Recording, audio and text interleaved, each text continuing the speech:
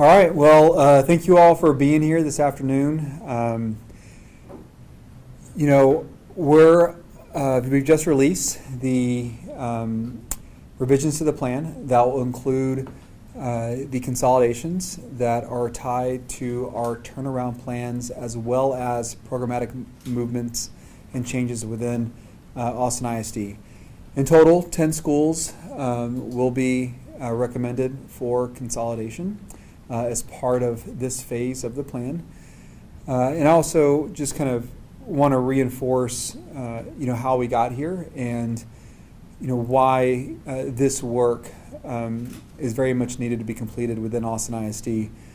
When we started on this work 9 months ago, there were many things, and there continue to be many things putting pressure within the educational system here in Austin ISD. And you hear them all the time.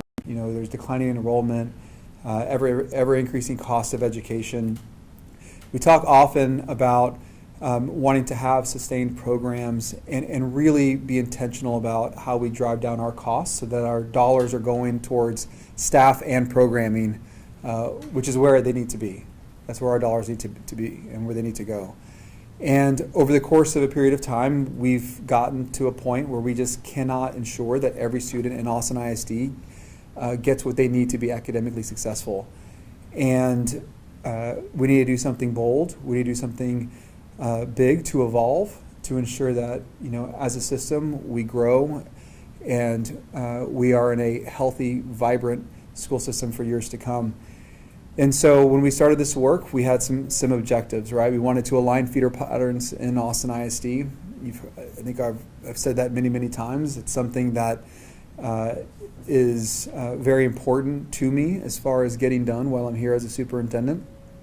In Austin ISD, align and we do not in others. And when you have the number of splits that we have, especially in East Austin, you cannot keep community together. It's very difficult to align programming. So we wanted to take on a comprehensive boundary change to align boundaries, as well as reduce the number of open seats or empty seats that we have in our school district, kind of referring back to the loss in enrollment over the last many years, really driven by affordability and just the movement of students. And so this plan also included boundary changes. It needed to be mindful of consolidations to reduce overall cost. We needed to address transfer policies that had been in place for a very long time. And we also wanted to make sure that whatever we did, we aligned this work to the state requirements for turnaround plans. And we know the accountability system has changed over the last many years, but there's a lot of work to do in Austin ISD. We are not where we need to be. We take full ownership of it. And in order to get to where we need to go, we have to have the resources to be able to do so. And so the turnaround plans are incorporated into this work. And lastly, programs, wall-to-wall dual language programs, as well as our Montessori program, needed to have stability. With the changes in the law and the pressure that we have to ensure that every student has a licensed teacher in front of them, and in this specific program for wall-to-wall dual language programs, it was the need to have certified dual language teachers, and the way to ensure that we can do that is to have the appropriate number of emergent bilingual students in those programs. And what we know is that those students are not accessing these programs, and so we wanted to move the programs to where they are to increase access.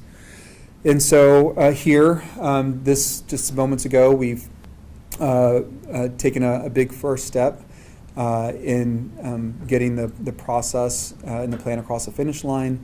We have 2 agenda items that we are uploading for our board to consider next Thursday. The first are the turnaround plans, and the second are program moves and the consolidations associated with them. And so at a high level, I know that many of our committee members are very familiar with the kind of initial plan that was released on October 3rd, the refined plan that was released on October 31st, and the milestone changes that we made kind of since then. And so what I'm going to call out now are some of the changes since we've made the adjustment in the milestone schedule. So these are kind of the highlights of some of the changes that you can see that I want our community to be aware of as we prepare for the vote next week. The first is Riley Elementary School. And so Riley Elementary School currently functions as a dual language campus. It also has Montessori. It also has Mandarin. The plan does include and has included for a time now for that program to relocate to Wooten, which is a modernized facility, which will be a modernized facility. And one of the things that we were trying to address was where to place the Montessori program in Austin ISD. You know, on the 31st of October, that plan included the relocation of the Wynn Montessori program to Go Valley Elementary School. And based on feedback from our community and the concern around displacing students who have been historically underserved, we felt, after much consideration, that move and that change was not something that we could support. We did look at other schools in the area, most notably Zavala and Ortega. Again, this is based on feedback from our trustees in a work session, but ultimately we felt like we needed to think about it differently.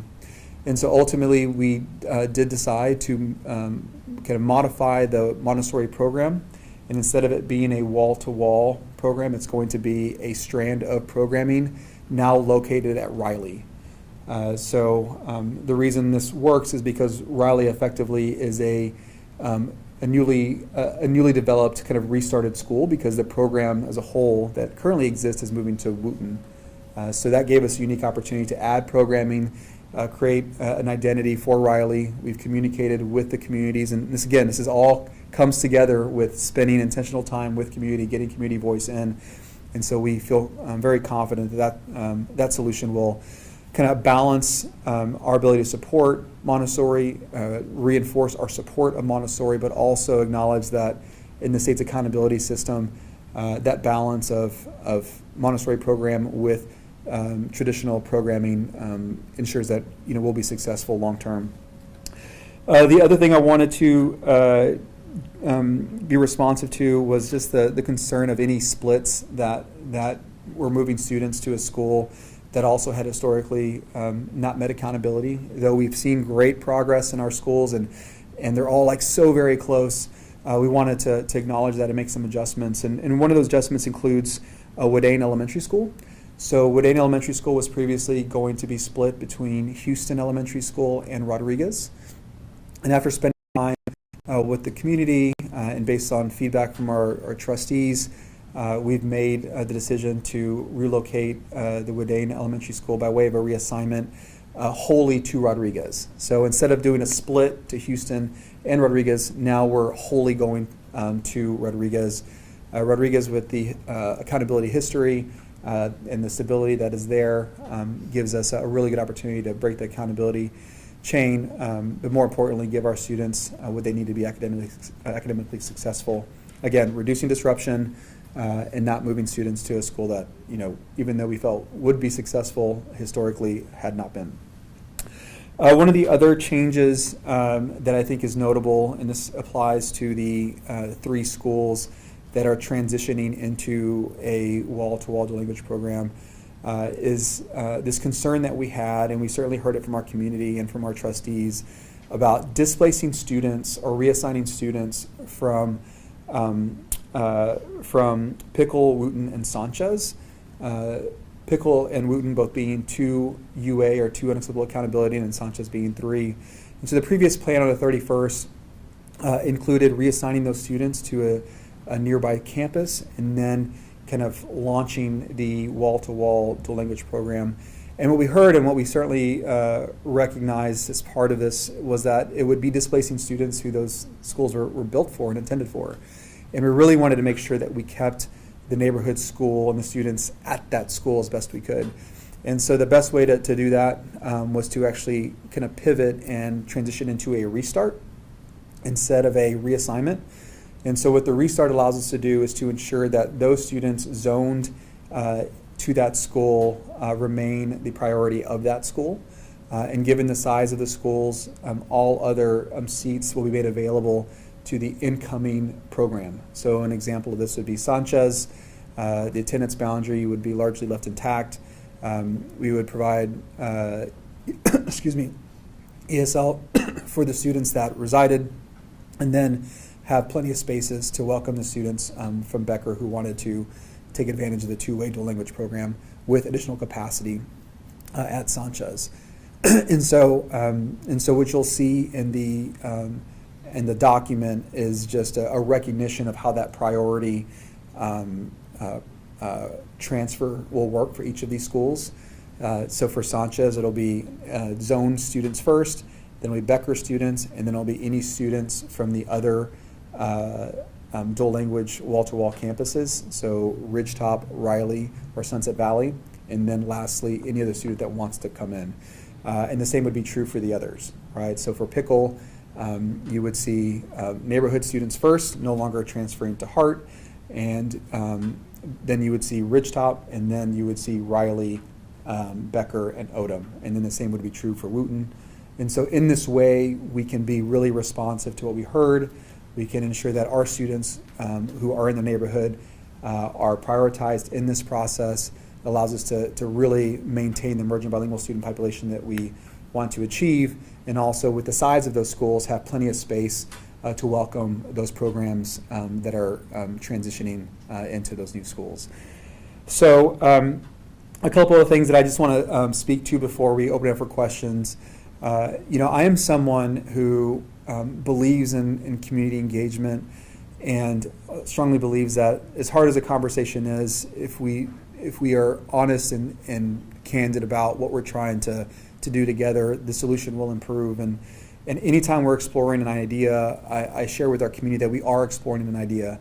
And that certainly was the case for the last week and a half. We were exploring ideas about Oak Springs potentially moving to Blackshear, and then at some future date perhaps moving back to Oak Springs. Again, an idea that came out of the community.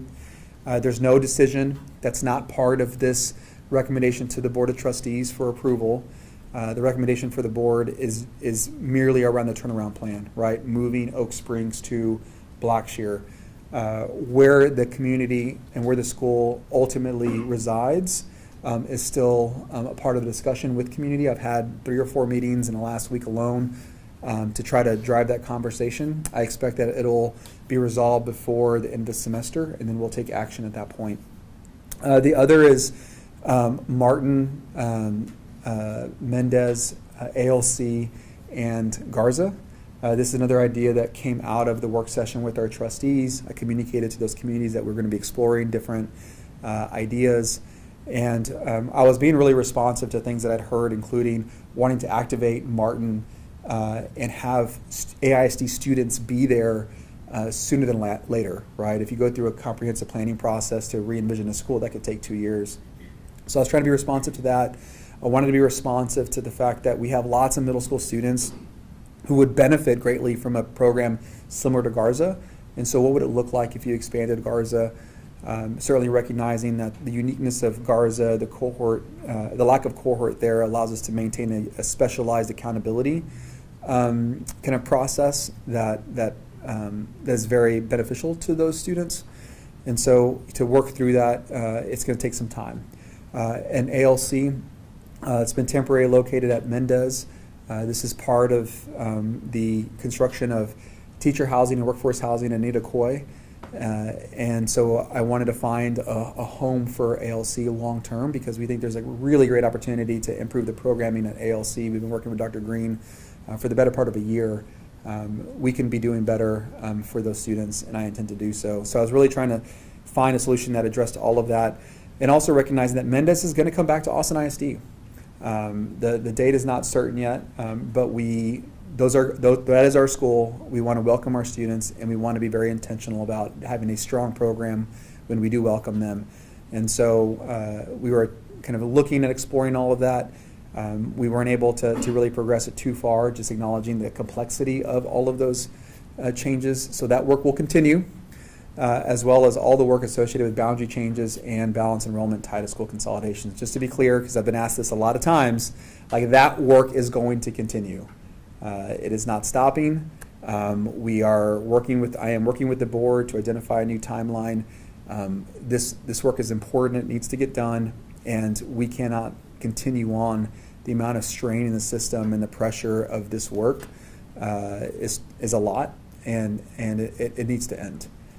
So just wanted to share those updates and highlights, and really just before I open into questions to say, thank you to the Austin ISD community, thank you to our principals, thank you to the team, thank you to our students. It is a long process. I'm someone that believes in process. I'm very proud of the work, and I'm hopeful that we're able to take the vote and begin planning for transition, because it's all about transition planning. That's how we ensure success and implementation as we start the 26-27 school year. All right, floor is y'all's. Could you talk about just future exploration? Just I think when parents of Maplewood, Briarwoods, and Palms see that they're not on maybe the initial list that goes out, there still could be possibility of closure in the future. Yes. So, we, like I've said, we analyze everything. And to analyze everything, it is truly resource intensive. It just is. Even the conversation I just shared with you all about, exploring Garza, like it takes hours and hours and hours upon hours to really understand, what a move could look like, how to support it. And so when you think about boundaries as a whole, and the hundreds of boundary changes we were considering, as well as balanced enrollment, it takes time to analyze everything and do it well, and ensure that we arrived at a solution that best represents the constraints that we're operating in, meets our objectives, but also incorporates community voice. And so, it is not stopping. We are going to continue on. The way that I look at it is, we're going to take like a half step back to make sure we're capturing everything, create a little bit of breathing room as we start the next part of this work. And bring it back in a fairly expedited manner. Our trustees have been very clear with me that they want to see this come back sooner than later. I am also very realistic and very honest with our trustees about, what can be done and still maintain the quality of the deliverable that I expect. So it'll be picked up in short order. I don't have a precise timeline yet, but it's going to go relatively quickly. And we will modify the process, right, to ensure we capture all voice now that we, kind of have this adjustment in timeline. And just one follow-up. From the original plan to this one, have you all kept track of the number of students maybe impacted? Has that reduced from that original plan to what we have now? Yeah. So one of the things that we'll state in the kind of the opening part of the report is just a number of students that are moving or reassigned as part of this work. I don't have it in front of me, or actually maybe I do. But we do state that it has come down just slightly. So in total, 3,796 students have been reassigned, and 6,300 seats have been eliminated under this portion of the plan. So it's less than what we would have otherwise, right? Because all those boundary changes didn't occur, and those consolidations didn't occur. So I do expect this number to grow, right, with that phase coming back online. But yeah, it was a little bit of a reduction, but we're still able to consolidate 10 of 13 schools, which represents over $20 million in reductions in cost. So not the complete plan, but certainly a substantial portion of it. You mentioned before there were concerns about the integrity of the process. Where does that internal investigation stand? Yeah, it's being led by our Office of Professional Standards. Data collection is ongoing. I really can't say more than that, but that it is progressing, and it's being led by Office of Professional Standards, overseen by our General Counsel's office. Are there people on leave because of this? Yes. How many? 2. What percentage of this plan release today would you say was a direct result of community feedback? Oh my goodness. It's hard to say a percent, right? I would say every aspect of it was informed in some way. I mean, I was going through just earlier today, line by line, like everything that I, just because that's how I am, of the deliverable. And so when you look at every one of these changes, if it ends up even be the sequence of how communities access programs. An example of this is we heard loud and clear from certain communities when it comes to the wall-to-wall dual language programs, that though the campus is here, I may live over here. And where you're sending my campus program to maybe a little too far, so would it be okay to access this program that is another wall-to-wall language program but maybe slightly closer to me? And so even in that, like, it allows us to kind of reset the sequence of transfers and priority in our school, in our system. We heard from community a lot about, and I agree with this, about not disrupting historically underserved student populations who had investments like made in their communities with them in mind. Most notably Sanchez, or the work around Wooten and Pickle, and so we changed the process. Right, we went, instead of going to a reassign, we did a restart. I think about Wynn Montessori, and relocating that to Go Valley, and the initial intention of it was to reduce the number of seats in that part of town, at the same time not have to close additional school. We heard from community, I heard from our board, and said, it's okay to have a little bit of less of efficiency here because we're really protecting those students who've been historically underserved, and these schools are built for them, especially Go Valley being a modernized school. And so we pivoted, we adjusted, we learned, we made some, and that's who we are as a school district, and I love that. It's hard to do it well, but now we arrived at Riley as the home location, and so it is embedded throughout. And I think when you go to each one of these decisions, not only in the decision itself but also implementation, you will see an alignment, and I can speak to, in almost every case, a kind of community voice and kind of where it came in and how it's been codified into the plan. And this release is the first part of the district's plan, right? So when can we expect a second part? Yeah, so it's been a big push to get this one out. My hope is to get the vote on the 20th so we can upload on the 21st. I'll then identify the principals in early December, and then we'll start the process of transitioning at that point for these 10 schools as well as any adjacent programming. Over that same period of time, I'm rebaselining the work around boundary changes and balance enrollment for consolidations. My hope is to have a very clear update to our trustees in the December information session to say, this is what we're going to do, this is how we're going to do it, and this is the timeline that we're going to do it in. So I wouldn't expect to see a deliverable on the board work session, information session in December. That's a very short turnaround time. But you will see an updated timeline with deliverables and a resource allocation to ensure we can get the work done. This is not going to linger. This is too much. And I think about what we've been doing over the last 3 years together. We had the TA agreed order. We just came, right before that we had the 2022 bond program. Then we had the tax rate election. Then we had budget challenges that caused us to make pretty significant changes. And now we're tackling this. And it's all the same people. It's the same executive directors who are providing oversight and support to our principals. The same assistant superintendents who are thinking about all the different moves with me that should also be overseeing each of their divisions. So it is a strain on the system. It's a strain on our community. And so I'm hopeful to get past this. And then once we take the next piece on, this will be codified. And so we'll build from it, opposed to having it kind of run in parallel. So that's what we're looking at bringing forward. I want to go back to the question that was asked about community feedback. You mentioned several pivots that AISD has made over the past couple months in response to community feedback.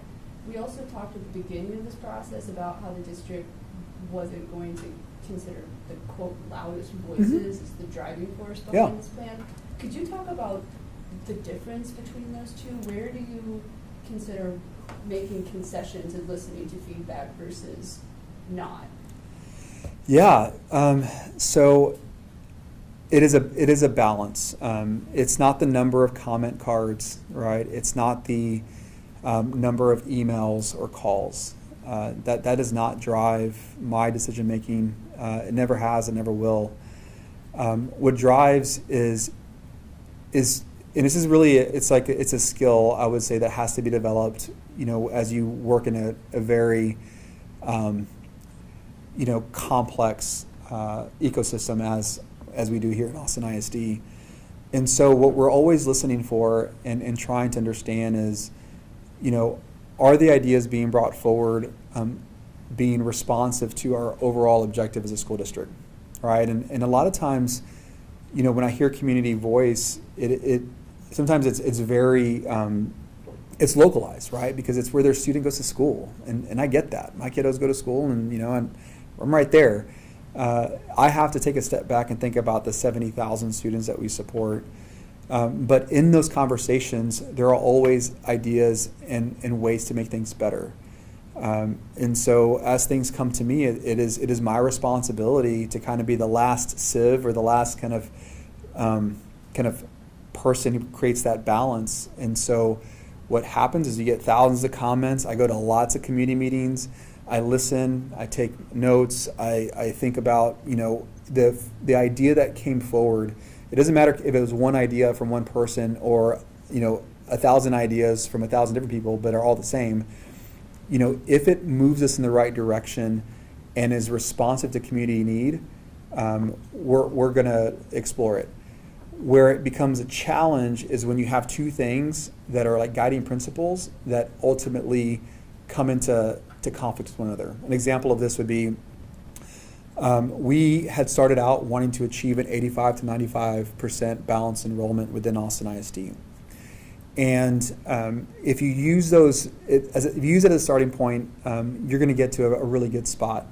But there are going to be instances where 82% creates a much less disruption than actually getting to that 85%, right?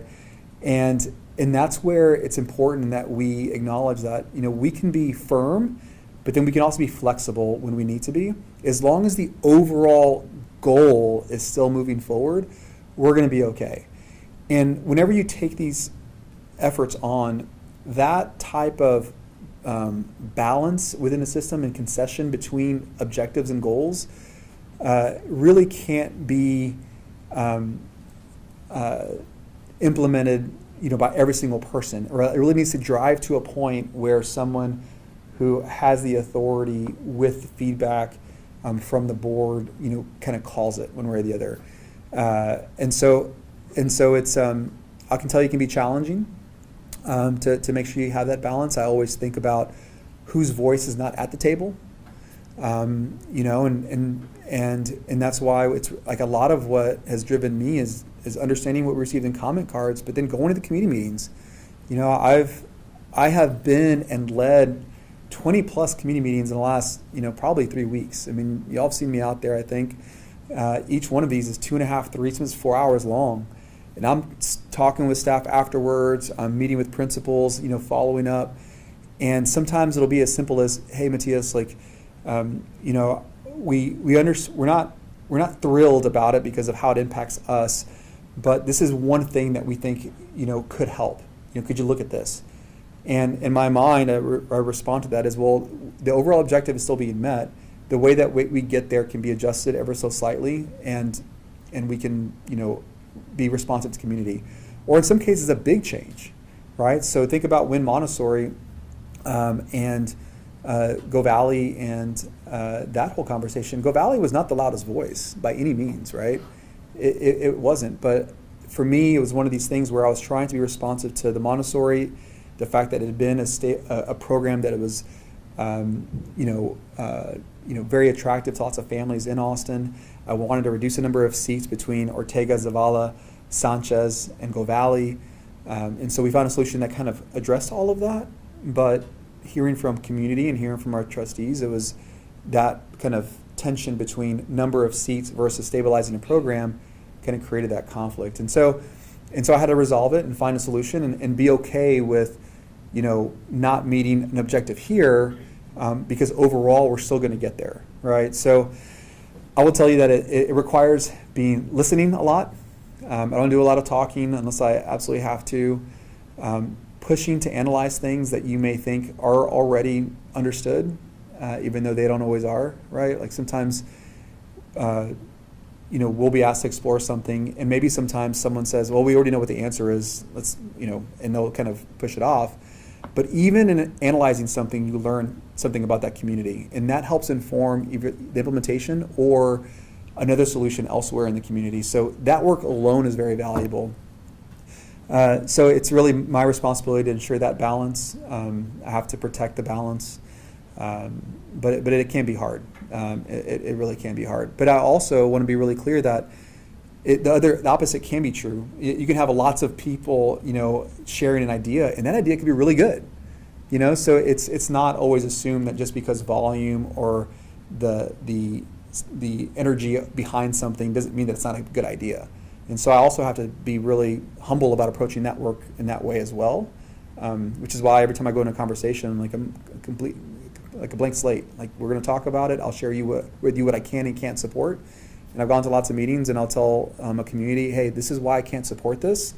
I want to spend our time together working through what I can support. And I think that gets us to work on the important, quicker than maybe would otherwise. Okay, we have time for 2 more questions. Have you heard from the TEA at all about the progress of this plan so far? So the Texas Education Agency, we work with them quite a bit. We work with them through our TA Agreed Order for Special Education, and then they have resources and teams that provide reviews and oversight to these plans. And so we've been meeting with them all along. We met with them as recently as, I think, Monday of this week, Tuesday of this week, just to provide updates, especially we thought about some adjustments in the turnaround plans. It's been positive feedback. I believe that they think that we're approaching it the right way. Comprehensive is always going to be the better approach, opposed to like discrete changes, because what I want, and I think what the agency wants, is system improvement, right? And how we get there, like, I want to do it the Austin way. And I think as long as I can be responsive and ensure we grow, and all of our students are on grade level, and we're taking ownership of why they're not now, I think we're going to be okay. Which is why it's so important for me to be really honest about what is firm and fixed, and what we're able to do as a system. And I think this plan balances both. But yes, we get feedback. I mean, no one's said, Matthias, those are going to be approved. But we ask for feedback, and we get feedback. And I don't know that lots of school districts do that. Like, we ask a lot. Maybe it's because we're right here in their backyard. Maybe it's because of our size. But they are Texas Education. They are an agency of the state. They are paid for using tax dollars. So we ask questions all the time. Region 13 is also a great resource for us as well. For the restarting schools with the turnaround plan, could you talk a little bit about how the district is going to support teachers in improving student performance, the goal of the turnarounds? And if it's okay, I could like another second question. Yeah. Does the district have a contingency plan for if the turnaround plans are not approved? Yeah, so 2 things. We have incredible educators doing incredible things. And where we have come out of, which is a period of disruption over the last 2.5 years, we had lots of new educators coming into the workforce, lots of teachers on alternative certifications. We as a system were not providing the professional development required to ensure that they were successful. And that's an us problem. Like, that's an Austin ISD problem. And an example that I'll share with you that has been a big change over the last year is, in years past, we would take all of our teachers and we would go and provide professional development, and they would go back into the classroom. But what we weren't doing, we're ensuring that the principals and the executive directors had as a good understanding of the curriculum and what was to be expected in the classroom as the teachers. And so what was happening is our educators were doing the work, but there wasn't always that real-time coaching and support that you really want to have if you're going to continuously improve. Right? You shouldn't wait to come back to professional development opportunity, every 4 weeks to figure out if you're, growing professionally. No, it should be like anywhere else, like continuous coaching, continuous support, and feedback. And so we've doubled down. It is my expectation that our principals are instructional leaders. That is how we have to operate if we're going to be successful. At the same time, our teachers didn't have the resources available to them. We procured curriculum, we procured consumables, we did an inventory of all of our manipulatives. So now we have the training, we have the data that allows our educators to understand where their students are, and we have the resources so that when they're, using what they've learned, they're doing it with fidelity because now they have the tools. And so those are system problems that we've been able to solve. And what you're going to see at these schools is a strong reinforcement of that, but also additional supports. Like, if you have students that need additional interventions, like level 2 or level 3 interventions, that we're providing additional content interventionists to support the educator to get those students back on grade level. If you're going to pull a small group, and you have a disproportionate number of students that need that support, and it's just one teacher, you need more support. So we bring the content interventionists, and that's one of the ways that we're going to be able to, with confidence, ensure that our students and that our schools break these accountability chains. Regarding contingency plans or what happens if they're rejected, so there are hundreds of these plans being submitted on the 21st, all across the state of Texas, maybe even over 1,000 between 2 UA and 3 UA. The way that it works is there's a 45-day period where the agency reviews and can decline or not accept, and then the district can resubmit and for a 15-day period, and then the agency can accept or reject. If it's not accepted at that point, then the commissioner can move towards a conservator or actually install a board of managers. Do we have a contingency plan? We know, what the alternative path would be if any one of these were rejected. And based on how the agency has been working with us in a collaborative fashion, I don't expect that it'll be a black box and then all of a sudden it'll just be canceled, right? I think what will end up happening is, hey, Matthias, this is an opportunity for improvement here. If you make these changes, we could probably support the plan. I'm not expecting a whole lot of that because we have been engaged with them this entire time. But in the event that we did get to the end and it was not accepted, then we would absolutely have to move forward with something that we knew would be accepted. And those are, there aren't many options like that, right? It's essentially a 1882 partnership is really what you have, or a complete reassignment to an A or B or C school. Austin ISD isn't the only school that's facing closures or programs. We've seen Oh, yeah. in Central Texas. Oh, there's lots of them. Mm-hmm. I want to just talk on the point that, we've seen, I think Killeen ISD I saw recently is closing. What would you say is the current state of public education and funding and support? Because we're seeing this across the state, and I think a lot of parents are worried. Yeah. So I would say that it's, being someone who's a product of Austin ISD, loves public education, will do anything for it. It is dire, is what I would say. I would say that, it's kind of that old, analogy where, if there's one fish in the water that's dead, it's probably something wrong with the fish. If there's a couple, there's probably something, wrong with food. But if every fish is dead, then, something's wrong with the water. And what is happening right now, when you look at the sheer number of school districts that are having to close, something's wrong with the water. Funding hasn't moved. We're doing our best. The pressures mount. I don't know if our families and communities really understand the pressures of the federal government. Changes have how they've been felt in our schools. Title II, Title III, Title IV dollars. Immigration changes, have seen a huge reduction in families accessing public education. And so those things just add up, right? And they've been adding up for a long time. And then you add onto that the fact that when you're in an urban environment, the cost of living is very, very high. In order to compete, I have to have higher, more competitive salaries, and that puts pressure in our budget. And I think what we're seeing are more and more school districts having fewer and fewer options to be able to address that. Which is why, for me, it is so important that we do the hard work and we reduce our reliance on the things that we can't control. What I can control is what the state allocates towards for every student that's in our seats every single day.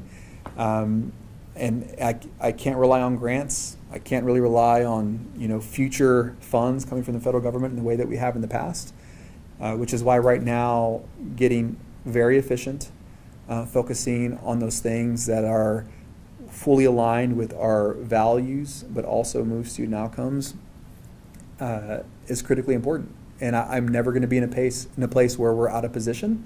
I've been asked, many times, Matthias, it's not even that bad yet, or you could wait a little longer. And what I tell people is, there are lots of school districts that are going through state interventions right now, or that have even bigger challenges. And I promise you that they wish they would have made decisions years prior.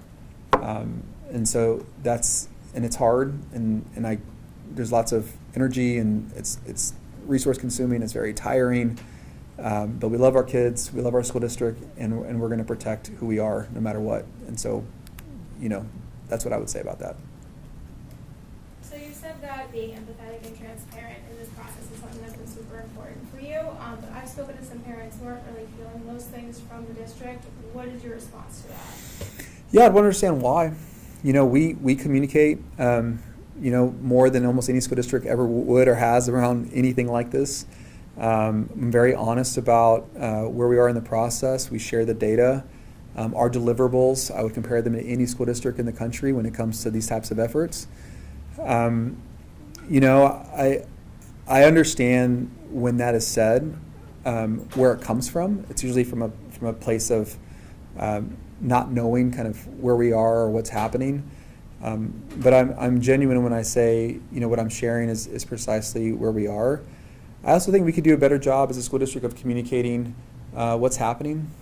Families don't have the same access to information that other families have, and so could we do better about sharing where we are at each specific school? We could, and we try to. It's just given our scale and given limited resources we have, if I'm communicating at that level to every single school at every milestone, it's not sustainable. So we do our best, and I hope when our families do engage with us, they see it as being genuine, and hopefully they see that we're responsive. I do get that from time to time, and it's hard to have a better answer than we're doing the absolute best that we can. And if things were different, then maybe we'd be able to do things differently. But we are very much trying. And when things are shared with us, whether it's an email, a phone call, or a comment card, or just a verbal communication in a meeting, like, we take that to heart. It incorporates itself into the work, and then we take the next step. And I think, when you look at the documents and the work, families will see themselves in it. Maybe they won't see what they want, but they'll be able to see that we were responsive. Okay, that's all the time we have, guys. Thank you so much. Thank you all. If you have any other questions Appreciate you. that you didn't get answered, you can email us, and we'll make sure to get those answers for you. Thank you.